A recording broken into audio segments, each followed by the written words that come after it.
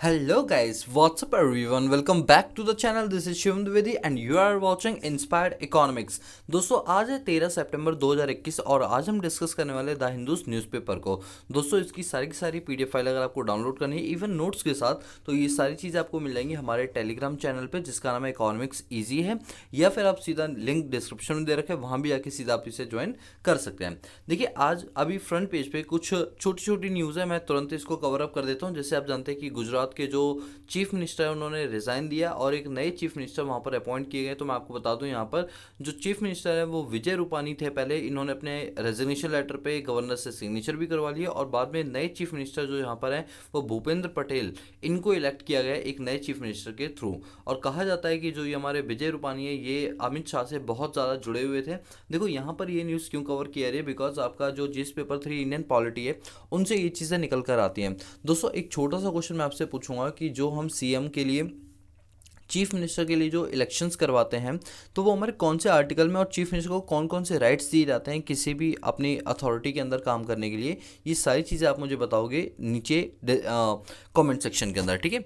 चलिए इसके बाद यहाँ पर बात आ रही है nearly 16 lakh student right NEET. अच्छा ये नीट का पेपर होता है, ये बेसिकली जो एमबीबीएस करने वाले स्टूडेंट्स होते हैं ये उनके लिए किया जाता है। तो ये कहा जा रहा था अभी जैसे कोविड की सिचुएशन चल रही है तो ये एग्ज़ाम वगैरह कैसे कंडक्ट कराएगा, तो लगभग 16 लाख स्टूडेंट ने यहाँ पर एग्ज़ाम दिया और सारे के सारे कोविड जो प्रोटोकॉल्स होते हैं उनको फॉलोअप करके एग्ज़ाम को कंडक्ट करवाया गया, जिससे ये पता चलता है कि कहीं ना कहीं अभी हम अपने एग्ज़ाम्स को लेकर, अपनी पढ़ाई को लेकर कितने ज़्यादा कंसर्न है। इसके बाद हम आगे देखते हैं, यहाँ पर कोई ऐसी खास न्यूज़ नहीं है। अब यहाँ से खास न्यूज़ स्टार्ट होती है। Youth should be aware of social reality and challenges, chief justice of India.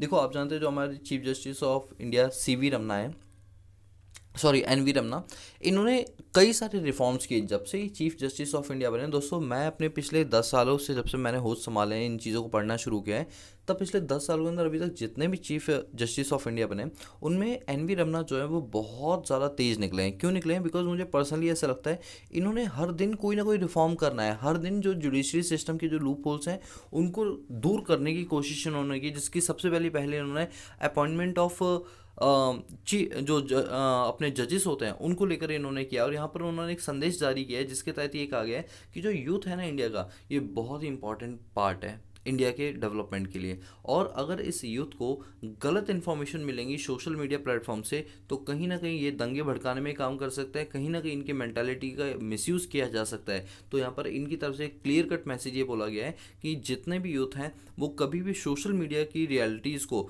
एकदम से एक्सेप्ट ना कर लें जब तक कि वो बात पूरी तरह से प्रमाणित ना हो। जैसे कभी कभी कुछ मीम्स ऐसी आ जाती हैं जिनमें कुछ ऐसी चीज़ें होती हैं दंगे भड़काऊ वाले, और हम उनको इतना ज़्यादा बिलीव कर लेते हैं कि उन पर ब्लाइंडली फेथ करना शुरू कर देते हैं। वही यहाँ पर बात बोली है कि कोई भी सोशल मीडिया की न्यूज़ पर आप ब्लाइंडली फेथ मत करें, क्योंकि ऐसे कई सारे ग्रुप और ऑर्गेनाइजेशन है इंडिया के अंदर जो कि फेक मैसेजेस को मीम्स बना बना के शेयर करने का काम करते हैं और इससे जो यूथ है उनको भड़काने का काम करते हैं। जैसे जात वात को लेकर बोल देते हैं, कभी कास्ट और रिलीजियस को लेकर बातें बोल देते हैं। तो इन सब चीज़ों पे भड़कने की ज़रूरत नहीं, जब तक आपको उसकी रियलिटी ना पता हो, जब तक आपके पास जो प्रूफ डेटा है वो यहाँ पर ना हो, क्योंकि ऐसे में ना पता क्या होता है, दंगे और भड़काने के लिए यूथ को और ज़्यादा इनकरेज किया जाता है, ठीक है। तो यहाँ पर इन्होंने ये बात बोली है। इसके बाद आगे चलते हैं। यहाँ पर हमारे पास ये तो थोड़ी सी लोकल लेवल की न्यूज़ है, ये हमें ज़्यादा पढ़ने की यहाँ पर खास ज़रूरत नहीं है। एक छोटी सी लोकल लेवल न्यूज़ है बट कवर करना मुझे थोड़ा ज़रूरी लग रहा है। वो क्या कि आप ये देख पा रहे हैं, ये जो फोटोग्राफ्स हैं ये चांदनी चौक के हैं, ठीक है। दोस्तों मैं खुद भी बताता हूँ कि वहाँ चांदनी चौक में गौरी शंकर का मंदिर है, मैं पिछले 10 सालों से वहाँ पे जा रहा हूँ। और जब मैं वहाँ जाता हूँ था पहले, तो वहाँ पर बहुत ज़्यादा ट्रैफिक जैम मिलता था, बहुत ज़्यादा, मतलब ये समझो कि आप एक दूसरे से चिपक चिपक के निकल रहे हो, इतना कम गैप वहाँ पे होता था, बहुत कंजस्टेड एरिया था। बट अब वहाँ पर टूरिज्म को प्रमोट करने के लिए केजरीवाल ने वहाँ पर पूरा इंफ्रास्ट्रक्चर ही बदल दिया। आप जो ये यहाँ पर फोटोग्राफ देख पा रहे हैं, ये राइट हैंड साइड पर, ये राइट हैंड साइड पर देख रहे हैं, ये पूरी मार्केट है, अगर किनारे दोनों साइड और बीच में ट्रैफिक चल रहा है। और अब का मार्केट देखो कैसा कर दिया उन्होंने, अब कोई ट्रैफिक नहीं है, अब सीधा स्ट्रीट बना दिए हैं जिसके अंदर लोग चल सकते हैं और कोई भी यहाँ से वाहन नहीं निकलेगा, उनका रूट ही अलग कर दिया। और पूरी तरीके से इन्होंने ग्रीनरी कर दी है, टाइल्स वगैरह बिछा के, हर तरीके से इन्होंने बहुत बढ़िया तरीके से इंफ्रास्ट्रक्चर बिल्ड कर दिया है। क्योंकि जितने भी टूरिस्ट वगैरह आते थे उनको जो एंशियंट हिस्ट्री होती है ना, जैसे भारत की एंशियंट हिस्ट्री है, तो दिल्ली की जो एंशियंट हिस्ट्री है उसके अंदर लाल किला और जो रेड फोर्ट वाला इलाका है पूरा चांदनी चौक का, वो एंशियंट हिस्ट्री में ही कवर किया जाता है और उसको देखने के लिए बहुत दूर दूर से लोग आते हैं। तो इसको लेकर टूरिज्म प्रमोट होगा, इस बात को इंश्योर करते हुए यहाँ पर जो है कंस्ट्रक्शन एक्टिविटी कराएगी। और अब मैं जाता हूँ अब मैं 1-1.5 साल से जब से जाना मैंने यहाँ पर स्टार्ट किया दोबारा से, तो मैं देख पा रहा हूँ यहाँ पर कई सारा इंफ्रास्ट्रक्चर डेवलप है। ये मैं अपना पर्सनल ओपिनियन दे रहा हूँ, इस फोटोग्राफ को देख के नहीं बता रहा हूँ, मैं अपना पर्सनल ओपिनियन दे रहा हूँ। जो पहले इतना ज़्यादा ट्रैफिक होता था, तो यहाँ ट्रैफिक का मतलब व्हीकल और नॉन व्हीकल यानी इंसानों से भी है, अब वो पूरी तरह से ट्रैफिक रिमूव हो चुका है। अब चीज़ें जो है ढंग से नज़र आती हैं कि है क्या क्या नहीं है, ये सारी चीज़ें। ठीक है, चलिए, तो ये था यहाँ पर एक छोटे से लोकल लेवल न्यूज़ थी। यहाँ पर देखो समझने वाली बात पता है क्या है, समझने वाली बात ये है कि देखो कोई भी जो खराब जगह है हम उसको रिनोवेट करके एक अच्छी जगह बना सकते हैं, बस शर्त है कि आपके यहाँ का जो पॉलिटिकल लीडर है वो उस बात को लेकर कितना ज़्यादा कंसर्न है, कितना ज़्यादा उन चीज़ों को लेकर सोचता है, तभी ये चीज़ें हो पाएंगी। मतलब लाइफ में कोई चीज़ पॉसिबल नहीं है, अगर कोई चीज़ ठान ली है तो फंड्स की कमी होना एक अलग चीज़ है, बाकी तो कोई चीज़ की कमी यहाँ पर नहीं होती। तो वही ये चांदनी चौक को लेकर यहाँ पर बातें बोली गई। ठीक है, चलिए इसके थोड़ा सा और आगे चलते हैं। तो यहाँ पर आगे चलते टाइम आप देख सकते हैं ये सारी थोड़ी थोड़ी लोकल लेवल की न्यूज़ है, इसलिए मैं इसको यहाँ पर कवर करते हुए नहीं चलूँगा। इसके बाद हमारी एडिटोरियल सेक्शन आता है, जिसके अंदर आज मैं सिर्फ 2 ही एडिटोरियल कवर करूँगा, क्योंकि बाकी जो 2 एडिटोरियल है वो कुछ मुझे खास लगे नहीं, इसलिए 2 को कवर करते हैं। सबसे पहले आप लेफ्ट हैंड साइड पर देखेंगे आप पटेल एंड द हेल्म। अभी क्या यहाँ पर बात बोली जा रही है, यहाँ पर बात बोली जा रही है कि जिस तरह से गुजरात के अंदर जो है वो चीफ मिनिस्टर को दोबारा से रीजॉइन बदल के नए चीफ मिनिस्टर लाए जा रहे हैं, उसके पीछे क्या रीज़न है। देखो आपके मन में भी क्वेश्चन चला होगा कि जो बीजेपी के जो पुराने चीफ मिनिस्टर थे उन्होंने रिज़ाइन दिया और बीजेपी की तरफ से नए चीफ मिनिस्टर जो है गवर्नर की तरफ से अपॉइंट कर दिए गए, तो ऐसा क्यों हो रहा है कि मतलब चीफ मिनिस्टर चेंज हो रहे हैं। देखो क्या होता है ना, आप मेरी बात को ध्यान से सुनना। अभी जब से कोविड-19 चल रहा है, ठीक है, तो कोविड-19 में जितने भी चीफ मिनिस्टर हैं, इवन प्रधानमंत्री भी जो है, उन सभी के ऊपर एक बहुत बड़ा रिस्क आ गया। दोस्तों 1 मिनट रुकना जरा। हाँ जी, उन सभी लोगों के ऊपर एक बहुत बड़ा क्या आ गई, चुनौती आ गई, किस तरह से कोविड-19 के प्रोटोकॉल को हम फॉलो करवाएं, किस तरह से अपने अपने राज्यों के अंदर कोविड-19 जो सिचुएशन है उसको दूर करवाएं। ये हर किसी के ऊपर प्रेशर था, मतलब चीफ मिनिस्टर से लेकर प्रधानमंत्री तक के ऊपर इतने इतने बड़े प्रेशर थे। तो कहा ही जा रहा है कि गुजरात के अंदर जो कोविड-19 सिचुएशन है उनको ये चीफ मिनिस्टर जो है ढंग से टैकल नहीं कर पाया, उस सिचुएशन को कैसे कंट्रोल करना है वो सब चीज़ें नहीं हो पाई, जिनके चलते इनको रिजाइन देना पड़ा और नए चीफ मिनिस्टर उनकी जगह पर यहाँ पर अपॉइंट किए गए। एक दूसरी चीज़ जो आपकी समझने वाली है कि जब भी कोई रेजिग्नेशन देता है सीएम, तो वो नए सीएम के लिए रिकमेंडेशन देता है, किसको देता है, गवर्नर को देता है, और गवर्नर उसकी रिकमेंडेशन को पहली प्रायोरिटी देते हुए उसी को चीफ मिनिस्टर बनाते हैं। लेट सपोज कि किसी चीफ मिनिस्टर ने अपने रेजिग्नेशन के बाद कोई रिकमेंडेशन नहीं दी, तो ऐसे में गवर्नर को जो सूटेबल कैंडिडेट लगेगा उसको वो उस टाइम के लिए चीफ मिनिस्टर बना देंगे। लेकिन अगर वो रिकमेंडेशन सीएम के द्वारा दी जाती है, तो ऐसे केस में सीएम की रिकमेंडेशन को पहली प्रायोरिटी देते हुए उसी व्यक्ति को चीफ मिनिस्टर बनाया जाता है। ये एडिटोरियल पूरा उसी पर बेस्ड है। इसके राइट हैंड साइड पर है a global war on terror with no tangible result. अभी क्या बोला गया यहाँ पर, यहाँ बोला गया कि आप जानते हैं कि जैसे 9/11 का अटैक हुआ था 2001 के अंदर, कहाँ पर, यूएसए के अंदर। तो ये उसको लेकर पूरा एडिटोरियल बोलता है कि जब से जैसे कल की जो डेट थी ना, मतलब जो पर कल भी नहीं कहूँगा मैं, तो मुझे परसों बोलना चाहिए, जो 11 सितंबर थी, 9/11 जिसे बोलते हैं। तो 9/11 2001 को यूएस के जो ट्विन टावर हैं उनके ऊपर अटैक हुआ, और ये अटैक जो करवाने वाला ग्रुप था वो अलकायदा ग्रुप, यानी कि जिसके जो हेड थे वो ओसामा बिन लादेन थे, वो ग्रुप था। जब अमेरिका वालों ने इस ग्रुप की छानबीन की कि ये ग्रुप कहाँ अवेलेबल है, तो पता चला ये ग्रुप पाकिस्तान में नहीं बल्कि अफगानिस्तान में स्टे करता है। फिर अफगानिस्तान वालों से बोला है कि आप अपने जो ये टेररिस्ट एक्टिविटीज़ हो रही हैं इनको दूर करने के लिए ये ग्रुप हमें हैंड ओवर कर दो, जो उन्होंने नहीं किया। इसके बाद जो यूएस है उसने क्या किया, उसके ऊपर हमला कर दिया अफगानिस्तान के ऊपर, और जो जितने भी तालिबानी थे उनको भगा दिया। तालिबानी ग्रुप का कैप्चर अफगानिस्तान में 1996 से लेकर 2001 तक चला। 2001 में आर्मी ने अपनी कोप्स को भेजकर टेररिज्म को रिमूव करने के लिए, मेरी बातों को ध्यान से सुनो, आज मैं क्या बोल रहा हूँ आपको, टेररिज्म को रिमूव करने के लिए यूएस की जो आर्मी है वो अफगानिस्तान में डिप्लॉय की गई और 20 साल तक वहाँ पर आर्मी रही। इसके बाद जो है 31 अगस्त 2021 के अंदर वहाँ से पूरी आर्मी को विड्रॉ कर लिया जाता है यूएस के द्वारा, और इसके बाद दोबारा से तालिबानी लोगों का कैप्चर हो जाता है। एक बात सोचकर देखो, क्या लगता है ये जॉय बाइडन का जो ये डिसीजन है, क्या ये डिसीजन फेयर है। दोस्तों यहाँ पर जॉय बाइडन को लेकर बहुत सारे क्रिटिसाइज़ की जा रहे हैं, और ये कहा जा रहा है कि अमेरिका के पहले ऐसे किसी राष्ट्रपति को इतनी जल्दी क्रिटिसाइज में डाल दिया गया जिनको अभी बने हुए 1 साल भी नहीं हुए। मतलब उनके द्वारा लिया गया डिसीजन बहुत ही गलत था, क्योंकि आप बातों को थोड़ा लिंक करने की कोशिश करो। जैसे 31 अगस्त 2021 को आर्मी के कूप्स जो हैं यूएस के, उनको निकाला गया, तुरंत तालिबान लोगों ने वहाँ पर क्या कर लिया, अपना कब्जा करना शुरू कर दिया। अब क्या होगा अल्टीमेटली कि वहाँ पे आप जानते हैं अभी 32 मंत्रिमंडल अभी लोग वहाँ पर अपॉइंट किए गए उस पूरे मंत्रिमंडल के अंदर तालिबान में, जिसमें सारे के सारे क्या हैं, टेररिस्ट हैं।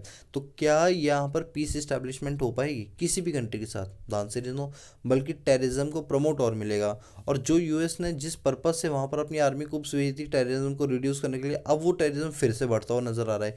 ये सिक्योरिटी कंसर्न सिर्फ हमारे भारत के लिए नहीं बल्कि यूएस के लिए भी है कि तालिबानी जो है वो कहीं ना कहीं अब अपने लेवल को बढ़ाएगा और टेररिज्म की एक्टिविटी को और भी ज़्यादा इन्हांस करेगा। तो यहाँ पर यूएस के द्वारा ये डिसीजन नहीं लिया जाना चाहिए था। ये कहा जा रहा है ये बहुत ही गलत डिसीजन जो है बाइडन के द्वारा लिया जा रहा है। और वहाँ के इवन के जो वहाँ के जो लोग हैं वो भी जो है बाइडन के इस डिसीजन से नाखुश हैं। लेकिन जो है बाइडन का कहना है कि दो टाइप के टेररिस्ट होते हैं, गुड और बैड, जिसमें हमें गुड वालों के साथ तो यही अच्छे सलूक करना चाहिए, बैड वालों के साथ गलत तरीके से। तो इन्होंने कहा तालिबान जो है वो गुड उसमें टेररिज्म में आता है, तो इनको हम खुली छूट देते हैं कि वो वहाँ पर अपनी सरकार वगैरह बना सकते हैं। जबकि ऐसा कुछ भी नहीं होता, कोई भी टेररिस्ट गुड और बैड बिल्कुल भी नहीं होता। ठीक है, तो ये पूरा एडिटोरियल उसी पर बेस्ड है। और यहाँ पर जो हमारे एडिटोरियल को लिखने वाले व्यक्ति हैं उन्होंने पूरी तरीके से अमेरिका के जो प्रेसिडेंट है उनको क्रिटिसाइज करते हुए यहाँ पर बातें बोली, और जो बिल्कुल सही भी हैं। ठीक है, इसके बाद यहाँ पर ये वाले एडिटोरियल आपको नहीं करने। यहाँ पर एक आर्टिकल आता है, what is Q1 GDP number says. देखो मैं आपको बता दूं कि जो हमारा Q1 आया है ना 2021-22 का, ये पहले के मुकाबले बढ़ा हुआ है। अब यहाँ पर ना आपको समझने वाली बात ये है कि सबसे पहले जीडीपी क्या होती है। दोस्तों आपकी जानकारी के लिए मैं बता दूं, जीडीपी के वैसे फुल फॉर्म होती है ग्रॉस डोमेस्टिक प्रोडक्ट, जिसका मतलब होता है कि जितना भी आपने प्रोडक्शन किया है, जितनी भी आपने कंजम्पशन किया है, उन सभी कंजम्पशन के अमाउंट को एड ऑन कर दो तो आपको क्या मिल जाता है, जीडीपी। इसका फॉर्मूला होता है private final consumption expenditure plus government final consumption expenditure plus government final gross domestic capital formation plus net exports. अगर इसको शॉर्ट में बोले तो कहेंगे GDP is equal to C plus G plus I plus X minus M. ये formula होता है। अब क्या है कि जो हमारा लॉकडाउन था, यानी 19-20 की अगर मैं बात करूं, तो 19-20 में जो हमारा Q1 का जीडीपी था वो कम था, और जो अभी हमारा Q1 का जीडीपी आया है 21-22 में 20-21 में, वो हमारा ज़्यादा है। तो ऑब्वियस सी बात है, उन दिनों पर लॉकडाउन चल रहा था नेशनल लेवल पे, तो ऑब्वियस सी बात है कि जीडीपी कम आएगा, प्रोडक्शन उतना हुआ नहीं था। और अभी क्योंकि लॉकडाउन उतना नहीं चला जितना फर्स्ट टाइम चला था, तो जीडीपी जाहिर सी बात है कि वो ज़्यादा आएगा। लेकिन अगर मैं बिफोर लॉकडाउन की बात करूँ, यानी बिफोर ग्लोबल पेंडेमिक सिचुएशन कोविड-19 की बात करें, 2018-19 की बात करें या 2019-20 की बात करें, वहाँ जो Q1 का जो जीडीपी था वो ज़्यादा था, और अभी भी हम उसको रीच नहीं कर पाए हैं। लेकिन हाँ, पिछले साल से जब हम कंपेयर करते हैं तो पिछले साल के कंपैरिजन हमने इस बार जीडीपी थोड़ा सा ज़्यादा किया। तो ये बातें पूरी उसी पर बोली गई। ठीक है, तो कोई ज़्यादा खास इंपॉर्टेंट नहीं है, इसलिए बस इतना जितना पढ़ा है इतना काफ़ी है आप लोगों के लिए। इसके बाद हम आगे चलते हैं। यहाँ पर लिखा हुआ है सेलेक्टिव न्यूक्लियर पॉलिसी। अभी सेलेक्टिव न्यूक्लियर पॉलिसी का क्या यहाँ पर मतलब बोला गया है?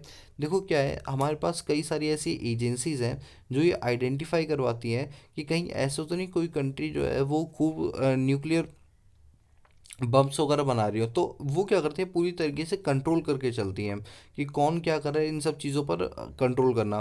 तो ये काम किसका है, ये IAEA का है, इंटरनेशनल एटॉमिक एनर्जी एजेंसी का है। अब ये बेसिकली एजेंसी यूएस की एजेंसी, ये क्या करती है, हर कंट्री के ऊपर निगरानी रखती है कि कौन जो है वो न्यूक्लियर बम के परमाणु के परीक्षण की काम कर रहा है या परमाणु बम बनाने का काम कर रहा है, न्यूक्लियर बम।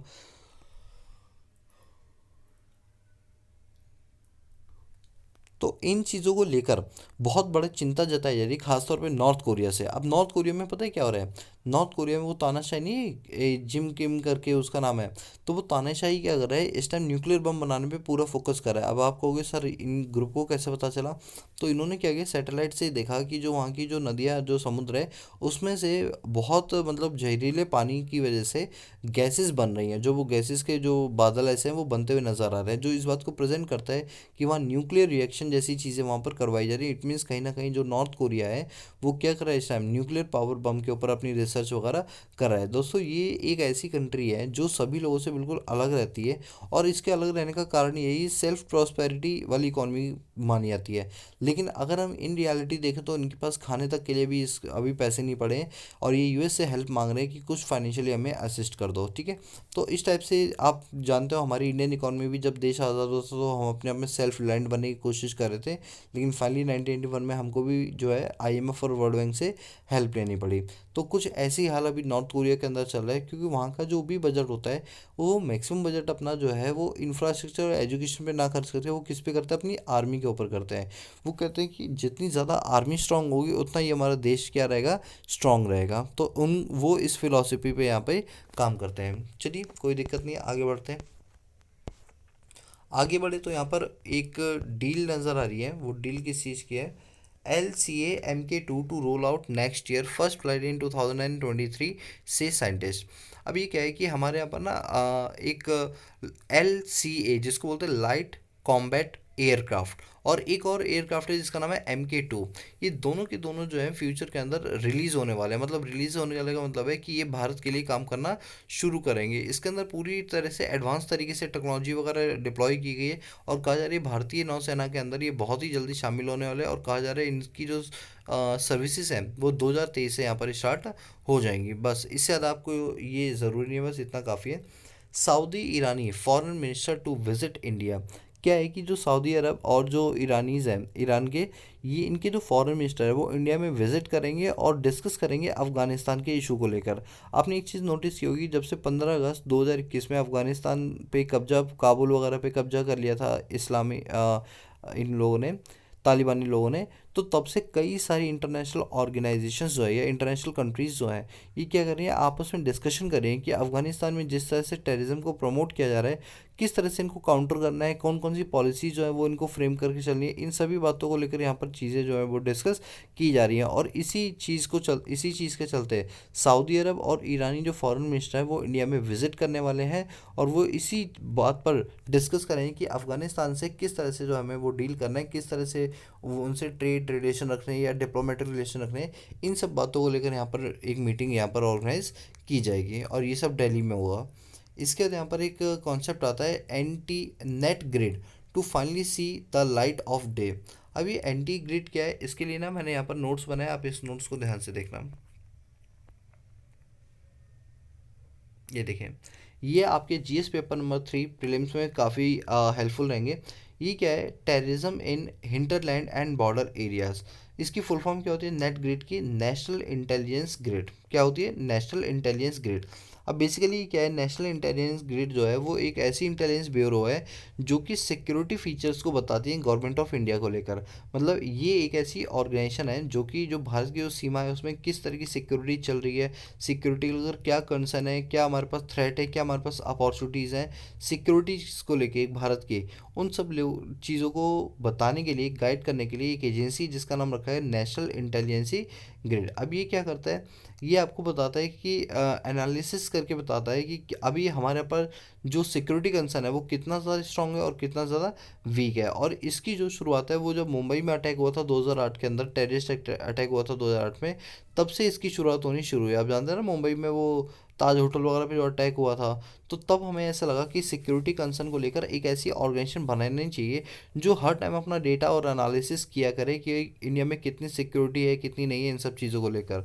तो यहाँ पर क्या किया गया, यहाँ पर सबसे बड़ी बात ये है कि ये पूरा जो गवर्नमेंट का डेटा बेस है उसको अपने पास रखता है, जिसके अंदर टैक्स और बैंक अकाउंट की डिटेल रखी जाती है, क्रेडिट कार्ड ट्रांजेक्शन की डिटेल रखी जाती है, वीज़ा इमिग्रेशन रिकॉर्ड रखे जाते हैं, इसमें रेलवेज़ और एयर ट्रेवल्स के रिकॉर्ड रखे जाते हैं। तो ये सारे रिकॉर्ड रखने के बाद ये अंदाज़ा लगाता है कि इंडिया के अंदर कितनी घुसपैठ चल रही है, कितने लोग आ रहे हैं और जा रहे हैं, और उनमें से कितने लोग जो हैं वो उस कंट्री से आ रहे हैं जहाँ पर टेररिज्म को बहुत ज़्यादा प्रमोट किया जाता है। तो ये ऑर्गेनाइजेशन हमारे भारत के लिए एक बहुत ही इंपॉर्टेंट ऑर्गेनाइजेशन में से एक है। चलिए, तो ये आर्टिकल उसी पर बेस्ड है। ठीक है, चलिए इसके बाद हम थोड़ा और आगे चलते हैं। यहाँ पर आ रही है supreme court to hear plea for probe into snooping scandal today. अब मैं आपको बताता हूँ, स्नूपिंग से याद आएगा आपको पेगासुस सॉफ्टवेयर। ये जो पेगासुस सॉफ्टवेयर है ये क्या करता है बेसिकली, ये आपको मैंने 7 सितंबर वाली न्यूज़पेपर में बताया था कि इसको लेकर जो सुनवाई है वो 13 सितंबर को इसकी बैठक बैठेगी, यानी आज की डेट में यहाँ पर क्या है, सुप्रीम कोर्ट में सुनवाई की जाएगी किस तरह से जो पेगासुस सॉफ्टवेयर का इशू है इसको हैंडल किया जाए। तो मैं आपको बता दूं ये पेगासुस सॉफ्टवेयर क्या है, क्योंकि हमारे साथ कई सारे नए व्यूअर्स होते हैं जो हर दिन जुड़ते रहते हैं। तो जो पुराने व्यूअर है उनको तो इसका डिटेल मैंने बता ही रखा था, लेकिन फिर से एक बार देख लेते हैं जिससे आपको कॉन्सेप्ट क्लियरिटी ज़्यादा अच्छे से हो जाए। देखो पेगासुस सॉफ्टवेयर जो है, पहले बात तो ये हमारे जीएस पेपर 3 के हिसाब से जो साइबर सिक्योरिटी और साइबर वेलफेयर है उससे लेकर बहुत ज़्यादा इंपॉर्टेंट है। और इसका जीएस पेपर नंबर 2 में एक टॉपिक है आपका इंटरनल सिक्योरिटी लेकर, उसको लेकर ये बहुत ज़्यादा इंपॉर्टेंट है। अब यहाँ पर पेगासुस सॉफ्टवेयर है क्या वो सुनो।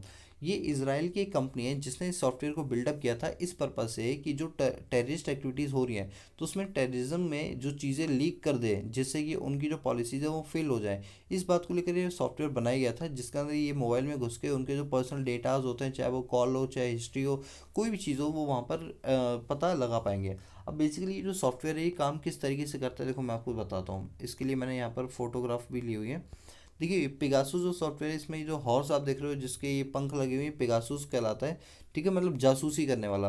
अब बेसिकली इसमें होता क्या है कि जैसे ये आपका फ़ोन है, आपके फ़ोन पे एक एसएमएस आएगा, चाहे वो व्हाट्सएप के थ्रू आए, चाहे आई मैसेजेस के थ्रू आए, चाहे किसी एक कॉल के थ्रू आए, जिसे जैसे ही है उस पर मिस कॉल भी देगा तो तुरंत आपके फ़ोन की जो डिटेल्स हैं वो डिटेल इसको मिल जाएंगी, जिसके अंदर वो क्या क्या चीज़ें खुद निकाल सकता है, आपके एसएमएस निकाल सकता है, ईमेल्स निकाल सकता है, फ़ोटोज़ वगैरह, contact list, record calls, WhatsApp calendar, और आप जो भी बातचीत कर रहे हो उससे रिलेटेड जो वॉइस होती है वो, और जो कैमरा होता है और आपकी जीपीएस लोकेशन, इन सब चीज़ों को वो ट्रैक किया जा सकता है पेगासुस सॉफ्टवेयर को लेकर।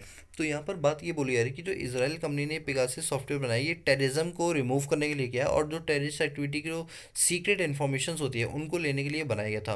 लेकिन आजकल क्या चल रहा है कि इंडिया के जो मिनिस्टर्स हैं उन लोगों के ऊपर पेगासुस सॉफ्टवेयर का हमला हुआ है, जिसके तहत 40 इंडियंस जो है उनके ऊपर ये हमला किया, जिसमें जर्नलिस्ट है, बड़े बड़े बिजनेसमैन हैं और उससे बड़ी बात बड़े बड़े पॉलिटिशियंस हैं जिनमें राहुल गांधी एक है। तो इन सभी लोगों के मोबाइल्स को यहाँ पर हैक किया गया और उनकी जो इन्फॉर्मेशन है उसको निकाला गया है, जिससे वो अपनी पॉलिसीज़ को उस तरीके से फ्रेम करें।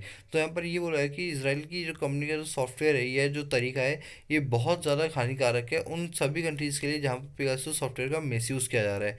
तो यहाँ पर यही बात को लेकर कंसर्न किया जा रहा है कि पेगासुस सॉफ्टवेयर का यूज़ आप टेररिस्ट एक्टिविटी में करो, ना कि जो लोकल पब्लिक या जो हमारे गवर्निंग बॉडी के जो मेंबर्स हैं, यानी जिसे हम गवर्नमेंट बोलते हैं, उनके मेंबर्स के ऊपर ये चीज़ें अप्लाई नहीं करनी चाहिए। क्योंकि क्या होता है बहुत सी इन्फॉर्मेशन इतनी सीक्रेट होती है जो अगर हम किसी से डिस्क्लोज कर दें तो ये हमारे राष्ट्र के लिए एक खतरा साबित हो सकता है। तो यहाँ पर पेगासुस सॉफ्टवेयर्स को लेकर यहाँ पर एक बहुत बड़ी बैठक आज बैठने वाली सुप्रीम कोर्ट के अंदर, और ये डिसाइड किया जाए कि इस प्रॉब्लम को किस तरह से टैकल करना है, या इसराइल कंपनी पे क्या टैक्स वगैरह इम्पोज करने, पेनल्टी वगैरह लगानी है या नहीं लगे, इन सब चीज़ों पर यहाँ पर डिस्कशन होगा, जिसका रिजल्ट कल की न्यूज़पेपर में आपको देखने के लिए मिल जाएगा। ठीक है, इसके बाद अगर हम और आगे यहाँ पर चलें तो यहाँ पर इस वाले में एक न्यूज़ आती है सी क्लैट, मतलब एनसीएलटी और आईटीएटी। अब देखो मैं आपको ना एक बहुत इंपॉर्टेंट चीज़ आज बताने के लिए आ रहा हूँ। वो बात यह है कि आपने सुना होगा जैसे हाई कोर्ट होती है, सुप्रीम कोर्ट होती है। अब सोच के देखो कि अगर एक कंपनीज एक्ट का कोई केस गया, मान लो मेरी कंपनी का जो लोगो है वो रतन टाटा ने चुरा लिया, लेट सपोज, और मैं इस केस को सुप्रीम कोर्ट हाई कोर्ट में लेकर जाऊँगा। अब देखो ना वहाँ के जो जजेस होंगे उनको तो यार ज़्यादातर जैसे किसी ने किसी पर हमला कर दिया, टेररिस्ट एक्टिविटी हो गया, मर्डर केस हो गया, इन सब में उनको बहुत महारत हासिल है। अब कंपनीज एक्ट के रिगार्डिंग तो उन्हें कुछ आइडिया है नहीं, ना ही इनकम टैक्स के अकॉर्डिंग उनको कुछ खासा आइडिया है। तो ऐसे केस में हमने क्या किया कि number of cases high court और सुप्रीम कोर्ट में ना बढ़े तो एक सेपरेट अथॉरिटी बना दी जो बिल्कुल इसी तरह से काम करेगी, जिसको बोला गया एनसीएलटी और आईटीएटी।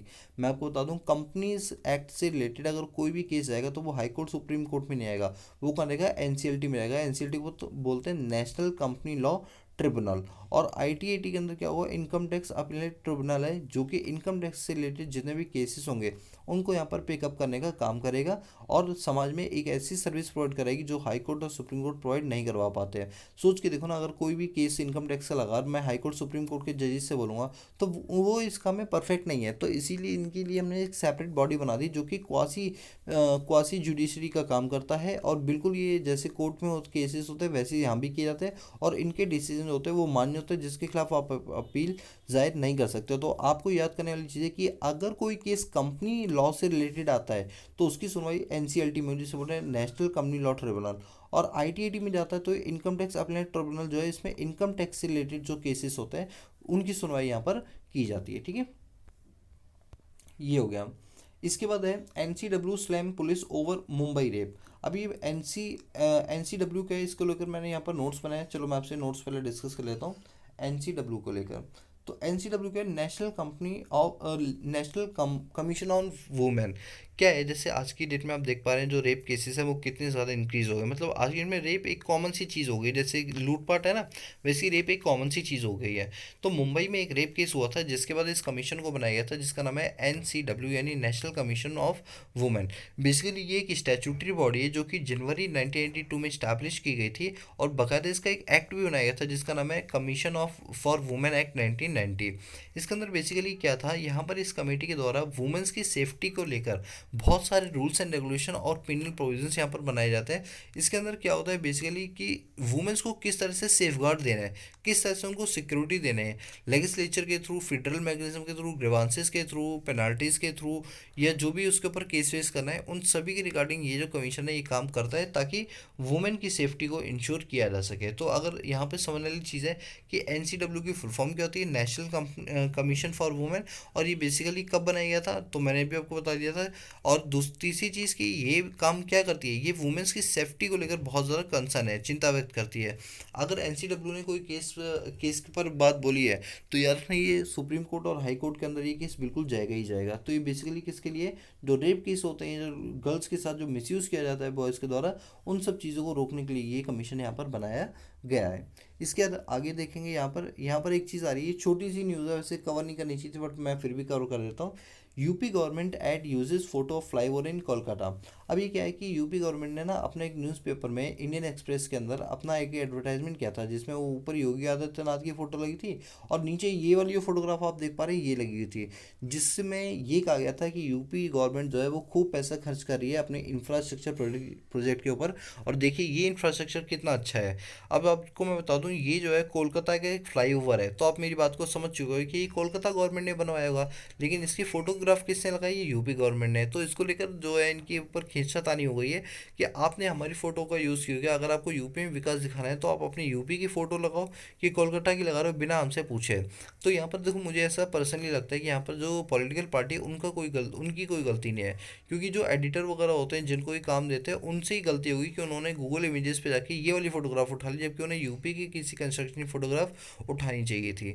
तो ये थोड़ा सा एक इशू बन चुका है मार्केट के अंदर जब से ये फ़ोटोग्राफ आई है इंडियन एक्सप्रेस के अंदर। ठीक है, चलिए इसके बाद अगर हम आगे चलें तो FBI release document on 9/11 attack.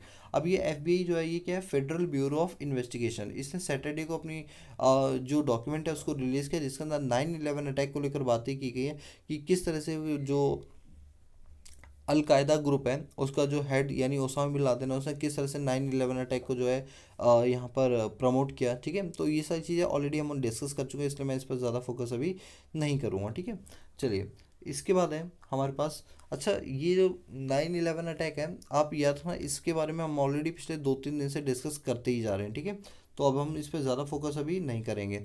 इसके बाद है Taliban women can study in gender. अब देखो क्या है, जैसे आप जानते हैं तालिबान में अभी एक इंटीरियम गवर्नमेंट बनी है जिसमें पूरा एक पैनल है कई सारे लोगों का। तो यहाँ पर जो उसके एजुकेशन मिनिस्टर है उनका नाम है अब्दुल बागी हक्कानी।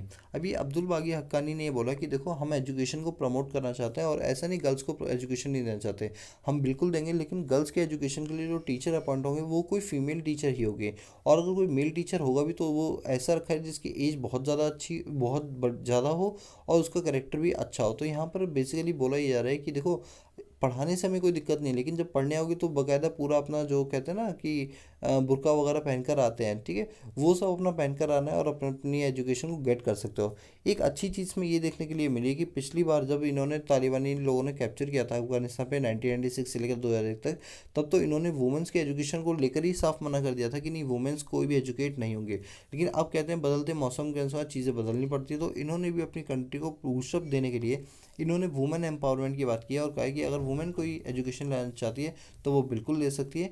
तो ये सारी चीज़ें यहाँ पर हैं। ठीक है, इसके बाद आगे अगर हम यहाँ पर न्यूज़ देखें तो वो है ईरान। अच्छा ये कोई ख़ास नहीं है, मैं इसलिए इसको कवर नहीं करूँगा।